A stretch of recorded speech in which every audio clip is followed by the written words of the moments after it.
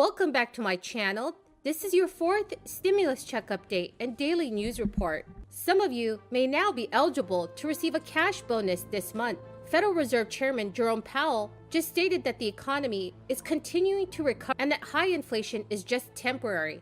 Congratulations to all three of you. I will be giving away more gift cards. Please tune in for more details to the new giveaways.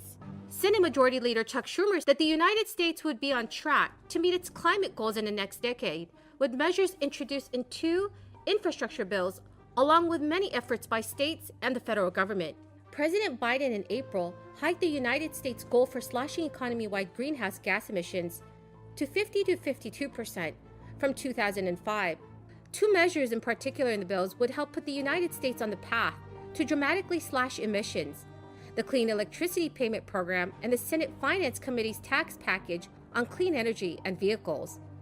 Both of these measures are in the wider bill that Democrats in the Senate hope to pass over the next few months, using a process called budget reconciliation, which bypasses the chamber's usual rules, requiring 60 votes to pass most legislation. The passage of the budget resolution unlocks a reconciliation process, which Democrats plan to use to pass Biden's agenda with simple majorities, bypassing a Senate filibuster that could the bill. But the agreement threatens to break the 2-track link that Nancy Pelosi had established between a bipartisan infrastructure bill, which has relatively broad support, and the reconciliation bill, which faces a more difficult path, with Democrats needing to resolve internal disagreements over the size of the package.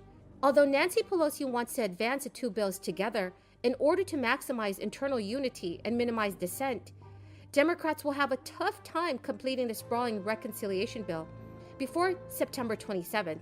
If the bipartisan infrastructure bill passes on that date, Democrats could then face potentially crippling infighting over the size of the reconciliation bill, with moderates pushing for substantial reductions in spending. There are certain conservative Democrats like Joe Manchin and Kyrsten Sinema who do not support H.R. 1.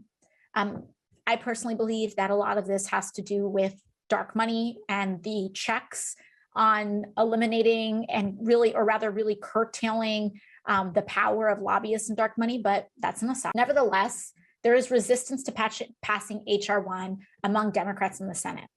What they have said is, we will not pass H.R. 1. I have resistance to H.R. 1, but we are open to H.R. the second part of the puzzle, the John Lewis Voting Rights Act. And so what the House has done is that we just passed H.R. 4 this week to see if some of these conservative Democrats will keep their word in passing that.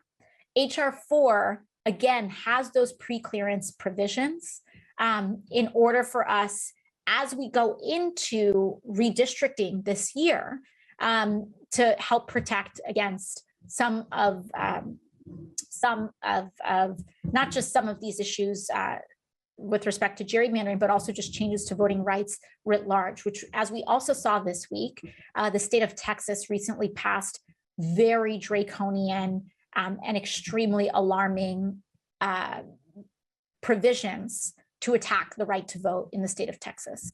And so the John Lewis Voting Rights Act will help reestablish that preclearance. And from there, we hope that when the Senate reconvenes, they pass it as quickly as possible, because the timing on this is extremely sensitive. The census data was just handed over about 2 weeks ago. And with that data, states are starting to gear up for the process of redrawing district lines, even here in the state of New York. A group of liberal Democrats signaled their intention to stick to Nancy Pelosi's plan, with a focus on passing the larger and, in their eyes, more important reconciliation bill first. Representative Pramila Jayapal, chair of the Congressional Progressive Caucus, which has nearly 100 members, released a statement saying, "Our position remains unchanged. We will work to first pass the Build Back Better reconciliation bill so we can deliver these once-in-a-lifetime generation popular and urgently needed investments to poor and working families, and then pass the infrastructure bill to invest in our roads, bridges, and waterways." Federal Reserve Chairman Jerome Powell said on Friday that the United States economic recovery appears to be making progress, but also warned that the central bank needs to be careful not to tighten its policy before enough Americans can return to work. Powell had told reporters, "Today, with substantial slack remaining in the labor market and the crisis continuing, such a mistake could be very harmful." Jerome Powell's warning hints at a more cautious approach to pulling back on its policy. But the Fed chairman did acknowledge rising inflation, which he described as a cause for concern. Data from the Bureau of Economic Analysis showed prices rising by 4.2% on a year-over-year basis, a pace that has not been seen in over 30 years.